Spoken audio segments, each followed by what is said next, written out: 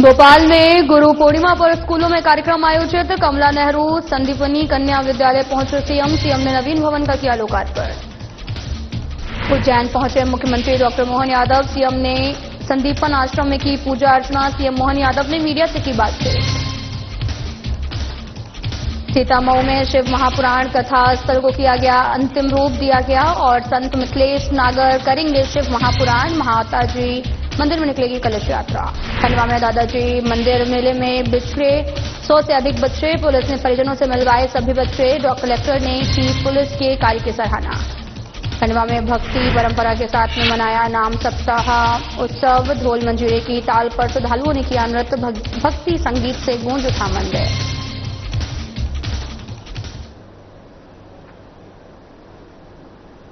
नमस्कार, मैं हूं आपके साथ अंकिता पाल। बुलेटिन की शुरुआत करते हैं। गुरु पूर्णिमा के अवसर पर प्रदेश के सभी स्कूलों में कार्यक्रम का आयोजन किया गया है।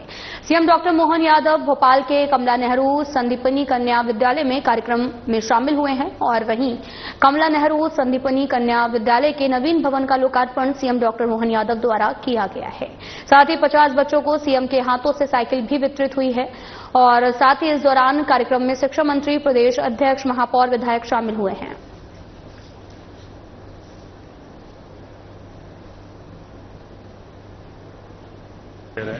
सभी प्रकार की किताब उनको, ताकि उनको पढ़ाई में सुविधा हो जाए। आगे लैपटॉप, स्कूटी, सभी प्रकार के संसाधनों के साथ साथ डॉक्टर या ऐसी प्रोफेशनल डिग्री करे तो उसकी फीस भी सरकार भर के अपने बच्चों को आगे बढ़ाना चाहती है। गुरु पूर्णिमा के अवसर पर मेरी अपनी ओर से बधाई। मंत्री डॉक्टर मोहन यादव जी को मध्य प्रदेश को जिस ऊंचाई पर ले जाना चाहते हैं, शिक्षा के क्षेत्र में गुणवत्ता कैसे आए और संदीपनी स्कूल के माध्यम से भोपाल के कमला नेहरू गर्ल्स स्कूल को जो उन्होंने सौगात दी है राजधानी भोपाल के न्यू मार्केट क्षेत्र में, मैं मानता हूं कि पहले जहां 900 स्टूडेंट यहां पढ़ पाती थी, अब बढ़कर के 2100 तक की क्षमता यहां की है।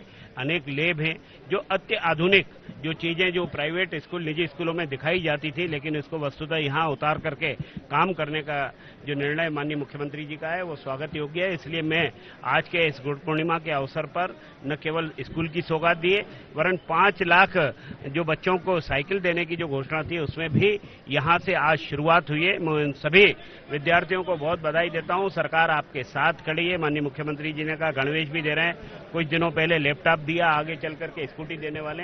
यानी शिक्षा के क्षेत्र में आप जितना आपका खुला आसमान है, जितना उड़ान भर सकते हो उड़ो, सरकार आपके पीछे है। डॉक्टर मोहन यादव जी को बहुत बहुत बधाई। और आज के इस अवसर में हमारे उस स्कूल शिक्षा मंत्री राव उदय प्रताप जी आए, उन्होंने भी सौगातें देने की बात कही है। निश्चित रूप से मध्य प्रदेश शिक्षा जगत में और ऊंचाई छुएगा।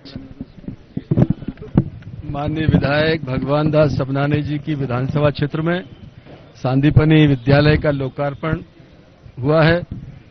इस भव्य आयोजन में माननीय मुख्यमंत्री जी ने पूरे प्रदेश में 5 लाख साइकिल वितरण के कार्यक्रम की भी शुरुआत की है और गुरु पूर्णिमा के अवसर पर गुरुजनों का सम्मान भी किया है।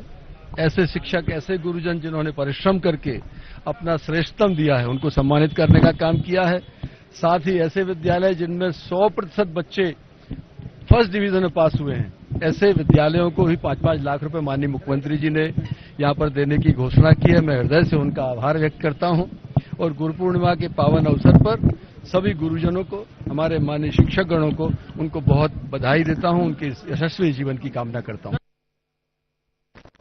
प्रदेश के सीएम डॉक्टर मोहन यादव ने गुरु पूर्णिमा पर्व पर उज्जैन में गुरु संदीपनी आश्रम और साथ ही काल भैरव मंदिर, विक्रांत भैरव मंदिर में पूजा अर्चना कर आशीर्वाद लिया है। इस दौरान उन्होंने मीडिया से बातचीत में कहा कि प्रधानमंत्री नरेंद्र मोदी के नेतृत्व में विरासत से विकास की और भारत अपने गौरवशाली अतीत को पा रहा है। संदीपनी का आश्रम हजारों साल पहले का गौरवशाली अतीत है। यहाँ खुद भगवान कृष्ण ने बड़े भाई बलराम के साथ में शिक्षा अध्ययन की है और इसके साथ ही कहा कि भगवान कृष्ण ने 64 कला, 14 विद्या और साथ ही 18 पुराण और 4 वेदों का ज्ञान यहीं से अर्जित किया था। आश्रम आज 50 साल पहले का भगवान श्री कृष्ण का गौरवशाली अतीत जहाँ भगवान कृष्ण अपने मित्र सुदामा, भगवान के बड़े भाई बलराम भगवान के साथ यहाँ शिक्षा ग्रहण करने आए थे और वो अद्वितीय इतिहास बना जिसके माध्यम से 64 कला, 14 विद्या, 18 पुराण, 4 वेद, एक विद्यार्थी का सर्वांगीण विकास कैसे हो सकता है, ये अतीत का इतिहास इसी संदीपनी आश्रम में रचा गया था। मेरी अपनी ओर से आज गुरु पूर्णिमा के अवसर पर मैं हर वर्ष यहाँ किसी रूप में रहूं जरूर आता हूं और भगवान को और उस समय के महर्षि सांदीपनि जी के उस योगदान को स्मरण करता हूं, नमन करता हूं, जिनके माध्यम से उनके शिष्य को जीते जी एक उपाधि मिली जिसको दुनिया याद रखती है, श्री कृष्ण वंदे जगत गुरु। एक गुरु अपने शिष्य में जीवित पूरी दुनिया का गुरु की जो उपमा देते हैं, ये वाकई अद्भुत स्थान है। बाबा महाकाल की नगरी, ऐसे कई रहस्य यहाँ बने हुए। मैं भगवान से कामना करता हूँ कि अतीत का वो गौरवशाली प्रश्न यशस्वी प्रधानमंत्री के नेतृत्व में विरासत से विकास की ओर के क्रम में एक बार फिर जीवंत होता दिखा रहा है। भारत फिर अपने गौरवशाली अतीत को पा रहा है, दुनिया के सामने अपनी सारी अच्छाइयों को लेके जा रहा है। ऐसे में हमारे प्रत्येक व्रत, त्योहार, पर्व का जो आनंद है, ऐसे गुरु पूर्णिमा का विशेष महत्व है। मेरी अपनी ओर से नमन। सीतामऊ में कल से शुरू होने जा रही शिव महापुराण कथा के कथा स्थल को अंतिम रूप दिया जा रहा है और कथा में आने वाले श्रद्धालुओं को किसी भी प्रकार की अव्यवस्था उत्पन्न न हो, उसके लिए समिति द्वारा अथक प्रयास किए जा रहे हैं। वहीं परम पूज्य संत मिथिलेश नागर द्वारा सीतामऊ में कल से शिव महापुराण कथा श्रद्धालुओं को सुनाई जाएगी। कथा की शुरुआत में सीतामऊ की आराध्य देवी मोडी माताजी मंदिर से भव्य कावड़ और साथ ही कलश यात्रा निकाली जाएगी।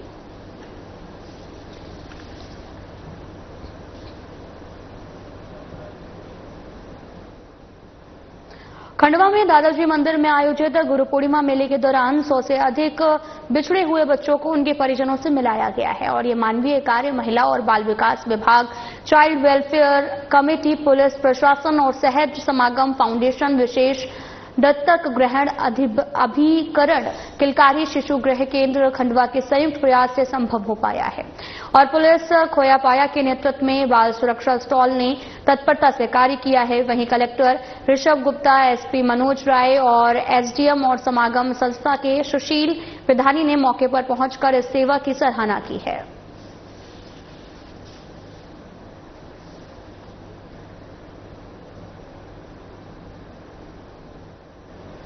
तो वहीं खंडवा के प्राचीन विठल मंदिर में इस साल नाम सप्ताह उत्सव भक्ति और परंपरा के साथ उत्साहपूर्वक मनाया गया। मंदिर की 150 साल पुरानी विरासत और लकड़ी से बनी छत के नीचे भक्ति का ऐसा संगम देखने को मिला है, जहां श्रद्धालु न केवल भजन गाते दिखे बल्कि पारंपरिक वेशभूषा में ढोल मंजीरे के ताल पर नृत्य करते हुए नजर आए और गुरु पूर्णिमा के पावन दिन सच्चिदानंद महाराज की चरण पदुका का पूजन श्रद्धापूर्वक संपन्न हुआ और इस दौरान मंदिर परिसर भक्ति, संगीत और नृत्य से गूंज उठा है। डांस और भजन के इस रंगारंग आयोजन में बच्चों से लेकर बुजुर्गों तक ने भाग लिया है। मंदिर दर्शन के साथ भक्तों ने कीर्तन और भक्ति नृत्य के माध्यम से अपनी आस्था प्रकट की है।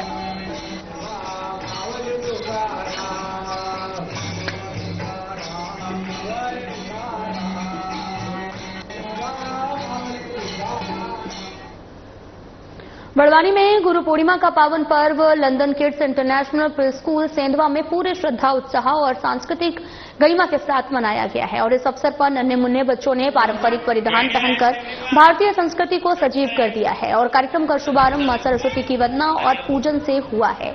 इसके पश्चात बच्चों ने सामूहिक रूप से गुरु ब्रह्मा गुरु विष्णु मंत्र का उच्चारण करते हुए अपने गुरुओं के प्रति कृतज्ञता प्रकट की है और इसके चलते कार्यक्रम के अंत में बच्चों के लिए कई रोचक और खिलात्मक गतिविधियां आयोजित की गई, जिनमें उन्होंने पूरे जोश और उत्साह के साथ में हिस्सा लिया है।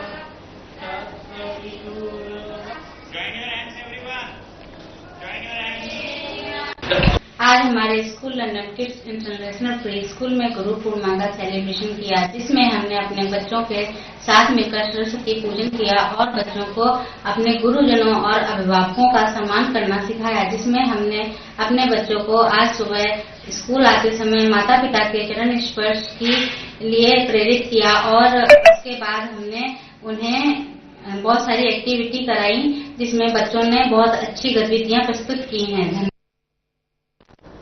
खंडवा में गुरु पूर्णिमा पर्व पर अवधूत संत दादाजी धुनी वाले महाराज के दरबार में देश भर से लाखों श्रद्धालु पहुंचे हैं। श्रद्धालुओं ने दादाजी धाम में शीश नवाया और महाआरती में भाग लेकर पुण्य लाभ अर्जित किया है। शहर की गलियां भज लो दादाजी का नाम के जयकारों से गूंज उठा। सेवा पर्व के रूप में पहचान बना चुके इस आयोजन में शहरवासियों और स्वयंसेवी संस्थाओं ने मिलकर अतिथि सेवा की मिसाल पेश की है और इस दौरान जगह जगह सैकड़ों भंडारे भी लगाए गए, जिनमें चाय, दूध, नाश्ते से लेकर दक्षिण भारतीय व्यंजनों और भोजन तक की मुफ्त व्यवस्था की गई। वहीं दादाजी धाम पर ट्रस्ट और प्रशासन ने भी विशेष इंतजाम किए हैं।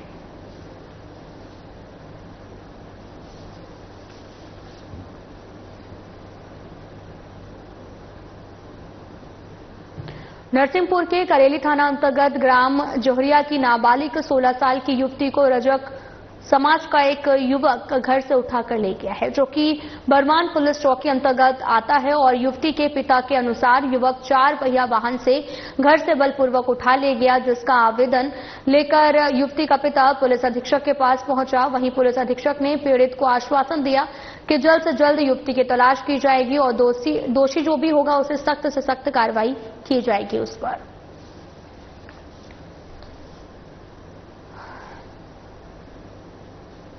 हमारी सुनवाई नहीं पहले थाने में एसपी साहब के आवेदन लगाने के लिए। अच्छा, किस तरह की सुनवाई नहीं हुई, क्या हो गया है? लड़की को एक लड़का भगा कर ले गया। एक लड़की ने देखा उसको जी, वो 2 लड़के हैं जिसने बीच में बैठा रहा, वो लड़की चिल्ला के रह गई। अच्छा, और लड़का लेकर चला। कहाँ की घटना है, कब की घटना है? ये 3 तारीख की। 3 तारीख कहाँ की घटना है? जोहरिया। अच्छा, तो मंडी के पास, न्यू मंडी के पास, नई मंडी के पास। कब की घटना है, कितने बजे की है ये? 3 तारीख शाम को 5:30 बजे। 5:30 बजे की। तो बच्ची कहाँ आई हुई थी? बच्ची घर पे थी, घर से मंडी बड़े पापा तक आ रही थी। दूसरे की गोल है। हाँ, हमने FRI करी।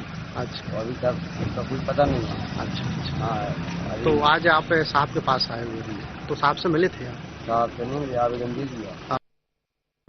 अनूपपुर जिले में बिजूरी थाना क्षेत्र अंतर्गत ग्राम डोंगरिया में गाय चुराने गए 70 साल के बुजुर्ग को पानी में डूब जाने से उनकी मौत हो गई है और बुजुर्ग पानी में नहाने के लिए तालाब पर गया हुआ था, जहां डूबने से उसकी मौत हो गई है और जिसकी सूचना पर बिजूरी पुलिस ने शव को पोस्टमार्टम के लिए प्राथमिक स्वास्थ्य केंद्र भेज दिया है और मामले की जांच पड़ताल लगातार जारी है।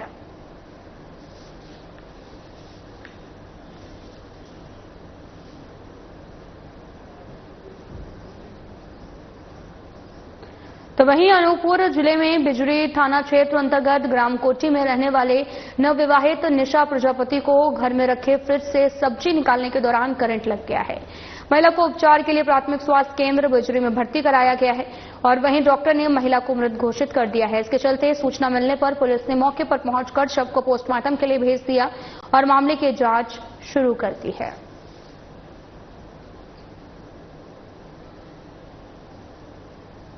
शाम को पुलिस को सूचना मिली थी कि जो मृतिका है, इसके पति सुनील प्रजापति हैं, उसे जो है घर में दोपहर में अपने घर में काम कर रही थी, तो उस समय उसे करंट लग गया और उसकी उसमें आकस्मिक मृत्यु हो गई है।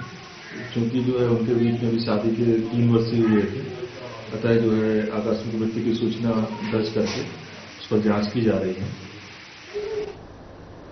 घटना अनूपपुर जिले के अमरकंटक नर्मदा नदी में स्थित रामघाट की है, जहां पर गुरु पूर्णिमा के दिन भजन गायक राज भदौरिया उम्र 22 साल निवासी ग्राम बालनपुर जिला भिंड की रामघाट में स्नान के दौरान डूब जाने से मौत हो गई है। प्राप्त जानकारी के अनुसार मृतक राज भदौरिया अपने भाई के साथ में शांति कुटी आश्रम में रहकर शिक्षा दीक्षा ग्रहण करते थे और वह भजन गायक भी थे।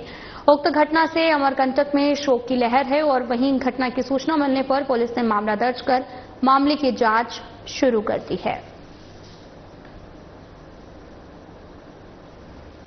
जो उनको करीबन 4:30 पौने 5 के आसपास लाए हैं। उनका नाम राज भदौरिया उम्र लगभग 22 साल के आसपास थी। जब लाए तो उस टाइम पे उनके वाइटल्स कुछ भी नहीं आ रहे थे, वाइटल चेक भी नहीं बन रहे थे। अपन ने प्राथमिक तौर पे पूरा सब कुछ किया, उनका सक्शन वगैरह किए, CPR वगैरह सभी कुछ देने के बाद में फिर थोड़ी देर के बाद ECG किया, जिसमें फ्लैट लाइन आई, तो उसके बाद उनको मृत घोषित किया गया। सर क्या लगता है ये जो निकालने में देरी हुई यही कारण है कि मतलब हॉस्पिटल आने में मतलब मैं स्वयं वहां तक गया था जी, मैं स्वयं वहां पे गया था, तो लगभग 1 घंटे के आसपास तो पानी के अंदर ही रह गया था। जब उसको लेके आए गए यहाँ पे करीबन वही 4:30 पौने 5 बजे, तो बहुत काफी विलम्ब हो चुका था, ब्रेन डेड के स्टेज में हो गए थे।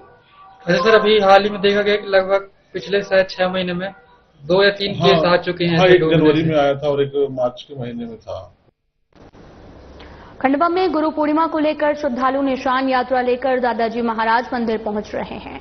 सप्ताह पहले से ही श्रद्धालु कंधे पर ध्वज लेकर मंदिर पहुंच रहे हैं। वहीं सांसद बंटी विवेक साहू ने दादा भक्तों के साथ में दादाजी दरबार में माथा टेका है।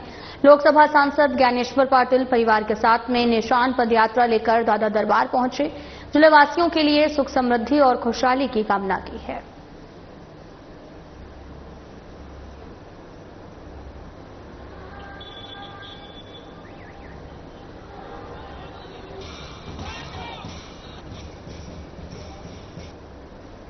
गोविंदपुरा एसडीएम कार्यालय भ्रष्टाचार का अड्डा बन चुका है और कांग्रेस मीडिया विभाग के अध्यक्ष मुकेश नायक ने बड़ा बयान देते हुए कहा कि नामांतरण हो या फिर कब्जा, हर प्रकरण में 50-50 पेशियां कोई निर्णय नहीं, हर पेशी पर पैसे की मांग की जाती है।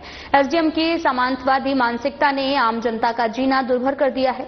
इसके साथ ही कहा कि मैंने पार्टी के विधायकों से चर्चा की है कि विधानसभा सत्र में इस मुद्दे को प्रमुखता से उठाया जाएगा। मैं शासन से इस कार्यालय की तत्काल जांच और गोविंदपुरा एसडीएम को निलंबित करने की मांग करता हूं।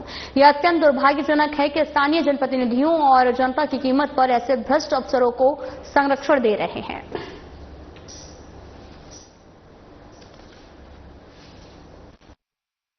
आपने ऐसा सामंतवादी एसडीएम कभी नहीं देखा होगा, जिसके जूता पहनाने वाले, जिसके मोजा पहनाने वाले, जिसके जूता उतारने वाले अलग से लगे हुए हैं। 50-50 पेशियां होती हैं लेकिन कोई प्रकरण के निर्णय नहीं होते। कितने प्रकरण नामांतरण के विचाराधीन है। मैं दावे से कहता हूं कि गोविंदपुरा एसडीएम कार्यालय में नामांतरण के पूरे राज्य में सबसे ज्यादा रेट है। आप पता कर लीजिए।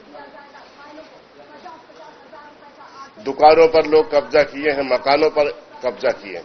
एक प्रकरण है, एक व्यक्ति किसी की दुकान पर कब्जा किए हैं। वो कब्जा अवैध है, नियम के विरुद्ध है। मैंने एसडीएम को फोन करके बताया। मंत्री कैलाश सारंग जी ने फोन करके उसको कहा कि ये नियम के विरुद्ध है। वो पीड़ित परिवार बहुत दुखी है, उसके पास आय का कोई स्रोत नहीं है। लेकिन 25-25 पेशियां हो चुकी हैं। 4-4 घंटे पेशियां में लोगों को बाहर बैठालता है एसडीएम। कांग्रेस विधायक फुंदे मार्को ने भोपाल और साथ इंदौर में कमिश्नर प्रणाली पर सवाल उठाते हुए कहा, असंवैधानिक रूप से कमिश्नरी सिस्टम को लागू किया गया है और कमिश्नरी सिस्टम बिल्कुल फेल है। साथ ही मध्य प्रदेश में कानून व्यवस्था धराशायी हो गई है।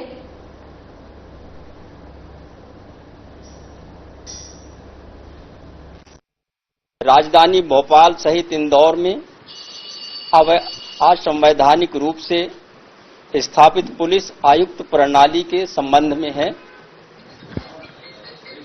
मध्य प्रदेश शासन गृह विभाग मंत्रालय वल्लभ भवन भोपाल की अधिसूचना क्रमांक 1F4741/2021/B 2/2 दिनांक 9/12/2021, अधिसूचना क्रमांक 1F74-2/2021 B 2/2 दिनांक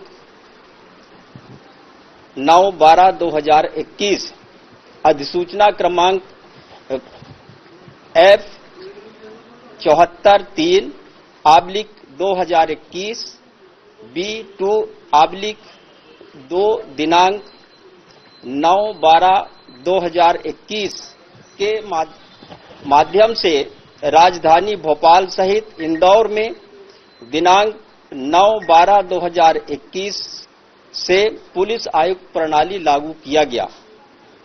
महोदय, उक्त अधिनियम सूचनाओं के माध्यम से अपर मुख्य सचिव गृह विभाग द्वारा पुलिस अधिनियम 1861 की धारा 2, संहिता दंड प्रक्रिया संहिता 1973 की धारा 20 एवं 21 के अधीन शक्तियों का उपयोग करते हुए संहिता की धारा 58, 106 से 124, 129 से 132 धारा 144 तक तथा 144 का के अधीन शक्तियों को पुलिस अधिकारियों में विभक्त किया गया है। मध्य प्रदेश के ग्वालियर ग्रामीण से कांग्रेस विधायक साहिब सिंह गुर्जर का एक आपत्तिजनक वीडियो सोशल मीडिया पर तेजी से वायरल हो रहा है। इस बयान को लेकर राष्ट्रीय स्वयंसेवक संघ से जुड़े स्वयंसेवकों दिवाकर शर्मा, जितेंद्र समाधिया और साथ ही अजय गौतम ने शिवपुरी जिला कोतवाली थाना प्रभारी को एक लिखित आवेदन सौंपा और आवेदन में उन्होंने विधायक साहिब सिंह गुर्जर के खिलाफ विधिक कार्रवाई की मांग की है।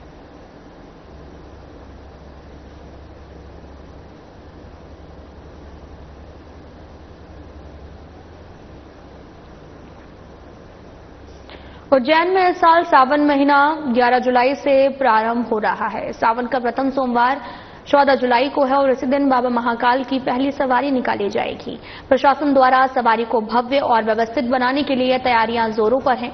वहीं इस बार पूरे सावन माह सांस्कृतिक कार्यक्रम भी होंगे।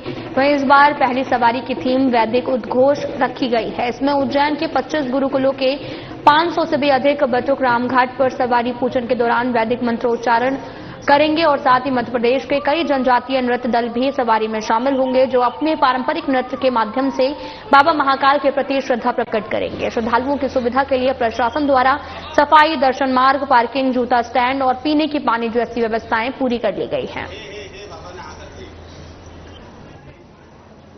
देखिए, 11 जुलाई से सावन मास लग रहा है, तो सावन महोत्सव जो है वो प्रत्येक वर्ष की भांति जो है श्रावण महोत्सव आयोजित किया जाएगा। त्रिवेणी संग्रहालय के जो ऑडिटोरियम है उसमें सावन महोत्सव आयोजित किया जाएगा। उसके साथ ही इस बार जो एक नवाचार किया गया है वह है कि प्रतिदिन एक सांस्कृतिक संध्या आयोजित की जाएगी। तो जैसा आप देख रहे होंगे, यहाँ महाकाल महालोक में जो सप्तऋषि की प्रतिमाओं के पास में मंच भी बनकर तैयार हो रहा है। यहाँ पे प्रतिदिन शाम को 6 बजे से सांस्कृतिक संध्या आयोजित की जाएगी, जिसमें जो है प्रदेश के और अन्य प्रदेशों के जो कलाकार हैं वो प्रतिदिन अपनी प्रस्तुति जो है सायं 6 से 8 बजे तक यहाँ पे देंगे। तो इसके लिए मैं अधिक से अधिक संख्या में जो है श्रद्धालुओं को आमंत्रित करता हूँ और आशा करता हूँ कि वे अधिक से अधिक संख्या में आके सांस्कृतिक संध्या का आनंद लेंगे। खंडवा में गुरु पूर्णिमा के पावन अवसर पर दादाजी दरबार से श्रद्धालुओं की अपार भीड़ उमड़ पड़ी है। संत केशवानंद महाराज, जिन्हें श्रद्धालु धुनी वाले दादाजी के नाम से जानते हैं, उनकी समाधि पर लाखों श्रद्धालुओं ने शीश नवाया है। 1930 में देह त्यागने वाले दादाजी महाराज ने जीवन भर तपस्या की है। उनके समीप जलाई गई धुनी आज भी पिछले 90 सालों से निरंतर जल रही है। इस धुनी को लेकर श्रद्धालुओं की आस्था और विश्वास अपार है। आपको बता चले कि गुरु पूर्णिमा के दिन यहां पर गुरु और शिष्य की अनोखी परंपरा देखने को मिलती है। संत हरिहर नाथ महाराज, जिन्होंने 12 साल तक अपने गुरु की समाधि की सेवा की, उनकी समाधि भी अपनी बड़ी दादाजी की समाधि के पास में स्थित है और इस अनूठे गुरु शिष्य संबंध को देखने और नमन करने देश भर से श्रद्धालु खंडवा पहुंचते हैं।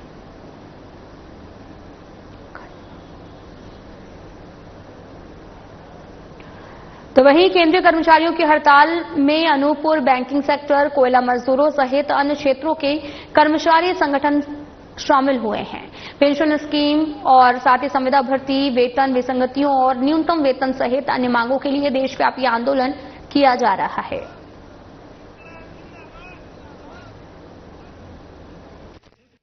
सरकार ने निरस्त करके 4 कोड बिल लागू किए हैं और वो कोड बिल मजदूरों के हित में नहीं है। इसको ध्यान में रखते हुए सारे अपने भारत के 10 ट्रेड यूनियन मिलकर पूरे राष्ट्रव्यापी आंदोलन किए हैं। 25 करोड़ मजदूर इस स्ट्राइक में भाग लिए, जिसका व्यापक असर देखने को मिल रहा है। हमारे यहाँ पुर्जा कॉलोनी में तो फर्स्ट पल्ली बिल्कुल लगभग नील था, प्रोडक्शन बिल्कुल नहीं हुआ है। और सेकेंड पल्ली में भी अभी हम लोग यहाँ पे आके खड़े हुए हैं। यहाँ पे कोई मजदूर अपने से ही घर से ही नहीं आए हैं। काफी मजदूरों का समर्थन प्राप्त हो रहा है। जो प्रचार प्रसार किया गया था मजदूरों के मतलब हित को ध्यान में रखते हुए लोगों ने समझाया था कि देखिए आप इसका विरोध नहीं करेंगे तो आने वाले भविष्य में आपको आगे अगर आप लोगों की मांग नहीं मानी गई तो अब आप लोग क्या करेंगे? मांगे नहीं मानी गई तो फिर आगे भी इसकी योजना बनाई गई है और अनिश्चितकालीन हड़ताल होगा, चक्का जाम होगा। भोपाल में गर्ल्स हॉस्टल में रहने वाली छात्रा को उसका परिचित युवक जबरन कार में बैठा कर ले गया है और शहर में घुमाने के दौरान उसने छात्रा से छेड़खानी की। साथ ही वापस छोड़ते समय उसने छात्रा को धमका दिया, जिसके कारण छात्रा करीब 9 महीने पहले तक चुप रही और हाल ही में वे फिर से छात्रा को परेशान करने लगा तो मामले की शिकायत पुलिस को दी गई है और पुलिस ने प्रकरण दर्ज करने के बाद में मामले की जांच शुरू कर दी है। गोविंदपुरा पुलिस के अनुसार 19 साल की युवती मूलतः रायसेन जिले की रहने वाली है। भोपाल में कन्या छात्रावास में रहकर वह प्रतियोगी परीक्षाओं की तैयारी कर रही थी। इससे पूर्व वह कोटा राजस्थान में प्रतियोगिता परीक्षा के लिए तैयारी करने के लिए गई थी, जहां पर उसकी दोस्ती तनिष्क जैन नाम के युवक से हुई थी और जल्द ही दोनों में अच्छी जान पहचान भी हो गई थी और इस दौरान युवक की कुछ हरकतों के कारण युवती ने उससे दूरी बना ली थी और भोपाल आकर रहने लगी थी।